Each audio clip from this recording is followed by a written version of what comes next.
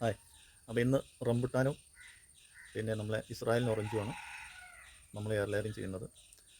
കാരണം ഈ rambutan air layering ചെയ്താൽ പിടിക്കുന്നുണ്ട്, അതേപോലെ തന്നെ ഇസ്രായേലിന് ഓറഞ്ചും നല്ല രീതിയിൽ വേര് പിടിക്കുന്നുണ്ട്. പിന്നെ നമ്മളത് തൈ നട്ട് കഴിഞ്ഞാൽ നല്ല രീതിയിൽ റെഡിയായി കായ പിടിച്ച് വരുന്നുണ്ട്. അപ്പോൾ അതൊക്കെ നമ്മൾ പരീക്ഷേൻ്റെ ശേഷം മാത്രമാണ് നമ്മളിതൊക്കെ ചെയ്യുന്നത്. കാരണം നമ്മളെ അടുത്ത് നിന്ന് വിശ്വസിച്ച ഒരാൾ തൈകൾ വാങ്ങുമ്പോൾ അത് അവർ കൊണ്ടുപോയിട്ട് അവർക്ക് ഉപയോഗപ്പെടാൻ വേണ്ടിയിട്ടാണ്. അപ്പോൾ അതുകൊണ്ട് തന്നെ ഇതെല്ലാം പരീക്ഷയ്ക്ക് ശേഷമാണ് നമ്മളത് വിൽപ്പന നടത്തുന്നതും വീണ്ടും തൈകൾ ഉണ്ടാക്കുന്നത്. ആദ്യം നമ്മൾ ഒന്നോ രണ്ടോ തൈകൾ ഉണ്ടാക്കി നോക്കും. അതിൻ്റെ ശേഷം നമ്മളത് വീട്ടിൽ തന്നെ വെച്ചിട്ട് കായ പിടിക്കുന്നുണ്ടോ എന്നൊക്കെ ശ്രമിച്ചതിൻ്റെ ശേഷം മാത്രമാണ് നമ്മളിതൊക്കെ എയർ ലെയറിങ് ചെയ്യുന്നത്. അതുകൊണ്ടാണ് ഞാൻ പറഞ്ഞത്, നമ്മളെ മാവ് എയർ ലെയറിങ് ചെയ്താൽ വേര് പിടിക്കും, നല്ല രീതിയിൽ വേര് ഒന്ന് തിങ്ങും. പക്ഷേ അത് കണ്ട് നമ്മൾ അത് കട്ട് ചെയ്ത് ഗ്രോ ബാഗിൽ വെച്ചാൽ അതേപോലെ ഇങ്ങനെ നിൽക്കും കുറേ കാലം, പിന്നെ അത് പാടെ ഉണങ്ങിപ്പോകും. അപ്പോൾ അതുകൊണ്ട് മാവ് അതിന് താഴ്വേര് വേണം, അതിന് സക്സസ് ആവില്ല.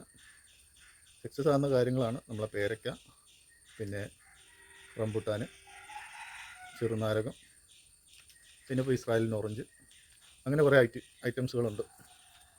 അപ്പോൾ ഇനിയും കുറേ ഐറ്റംസുകളുണ്ട്. അതൊക്കെ കായ പിടിച്ചതിന് ശേഷം നമ്മൾ പരീക്ഷിക്കണം. നമ്മൾ കഴിഞ്ഞ പ്രാവശ്യം വീഡിയോ കണ്ട പോലെ തന്നെയാണ് ഇതിൻ്റെയും എയർ ലെയറിങ് ഒക്കെ. എന്നാലും നമ്മളത് നിങ്ങൾക്കൊന്ന് കാണിക്കുന്നതെന്ന് മാത്രം. അപ്പോൾ നമുക്കത് ചെയ്യുന്നത് കാണാം. അപ്പോൾ ആദ്യം നമുക്ക് റംബുട്ടാനിൽ ചെയ്യുന്നത് കാണാം. കൊതുകിൻ്റെ വല്ലാത്ത ശല്യം കൊണ്ടാണ് നമ്മളിത് പോട്ടിട്ടിട്ടുള്ളത്. കാരണം ഇത് ചെയ്യുമ്പോൾ 2 കൈയും കൂടി വേണം. അപ്പോൾ കൊതുകിനെ ആട്ടാൻ സമയം ഉണ്ടാവില്ല. അപ്പോൾ അതുകൊണ്ടാണ് നമ്മളിത് പോട്ടിട്ടുള്ളത്. പോട്ടിട്ടാൽ പിന്നെ കൊതുകിന് വരാൻ പറ്റില്ല. അപ്പോൾ റംബുട്ടാനിൽ ചെയ്യുന്നതാണ് നമ്മൾ ആദ്യം കാണിക്കുന്നത്. കൃത്യമായ രീതിയിൽ നമ്മൾ പറഞ്ഞുതരാം, അതുപോലെ നിങ്ങൾ ചെയ്താൽ മതി. റംബുട്ടാനിൻ്റെ കായ പിടിച്ചു അതെല്ലാം കണ്ടപ്പോൾ കുറേ പേര് റംബുട്ടാൻ്റെ തൈകൾ ചോദിച്ചിട്ടുണ്ട്. അപ്പോൾ അവർക്കും കൂടി വേണ്ടിയാണ് നമ്മളത് ചെയ്യുന്നത്. റംബുട്ടാനിൽ എല്ലാ മരത്തിൽ പോലെ എയർ ലെയറിങ് ചെയ്യാൻ കഴിയില്ല. കാരണം അത് ഫുള്ള് റിമൂവ് ചെയ്യാൻ പാടില്ല. സ്കിന്ന് കുറച്ച് ഭാഗം അവിടെ നിർത്തിയേക്കണം. കാരണം ഇത് ഉണങ്ങിപ്പോവാണ്. ഫുള്ളായിട്ട് റിമൂവ് ചെയ്യുമ്പോൾ അതിനെന്തോ പ്രശ്നം പറ്റിയിട്ട് കൂടുതലും ഉണങ്ങിപ്പോവും. അപ്പോൾ നമ്മൾ ഒരു ലേശം ഭാഗം സ്കിന്നവിടെ നിർത്തുക. ഇതുപോലെ കുറച്ച് ഭാഗം സ്കിന്നവിടെ നിർത്തി കൊടുക്കുക. എന്നിട്ട് പൊതിയുക. സാധാ പോലെ തന്നെ നമ്മളിതിനൊക്കെ ചെയ്യേണ്ടത്. അപ്പോൾ അതേപോലെ തന്നെ ഇതിനും നമ്മൾ ചെയ്ത് കാണിക്കുന്നത്.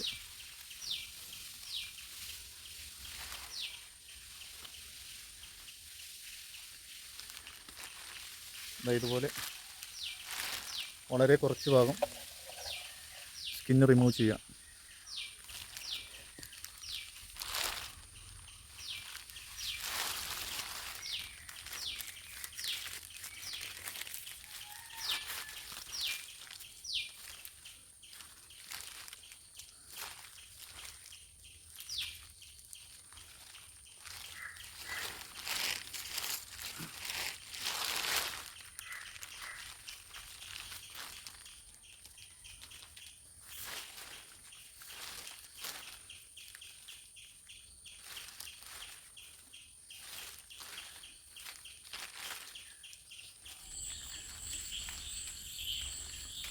ഇതുപോലെ ചെയ്ത് കഴിഞ്ഞാൽ പിന്നെ നമുക്ക് വർഷക്കാലമായതുകൊണ്ട് 1 മാസം കൊണ്ട് തന്നെ അതിൻ്റെ വേര് പിടിച്ച് കാണാൻ കഴിയും. ഇത് നമ്മുടെ ഇസ്രായേലിൻ ഓറഞ്ചിലാണ് നമ്മൾ ചെയ്ത് കാണിക്കുന്നത്. 2-3 കമ്പുണ്ട്, അതൊന്ന് നമുക്ക് ചെയ്ത് കാണാം.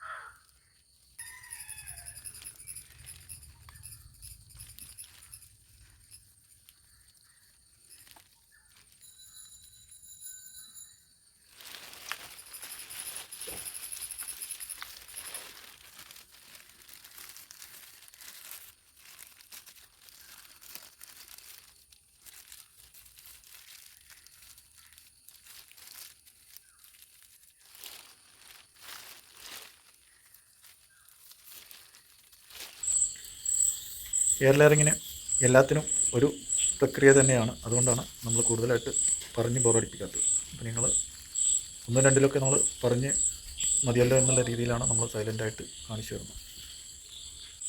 അപ്പോൾ എല്ലാവരും വീഡിയോ ഒക്കെ കണ്ട് മറ്റുള്ളവർക്കും കാണാത്തവർക്കും ഷെയർ ചെയ്ത് കൊടുക്കുക. പിന്നെ ഇതേപോലെയൊക്കെ ചെയ്യാൻ ശ്രമിക്കുക.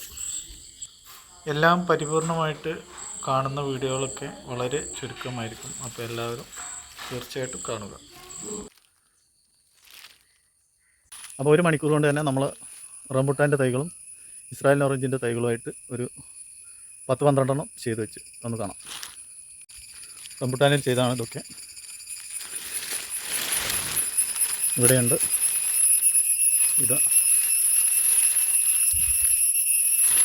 ഇത് ഇനി ഇതിൽ കുറേ ചെയ്യാനുണ്ട്. അത് ഒരു ദിവസം കൊണ്ടൊന്നും നടക്കില്ല. 2-3 ദിവസം ഉപയോഗിച്ചെങ്കിൽ മാത്രമേ നടക്കുള്ളൂ.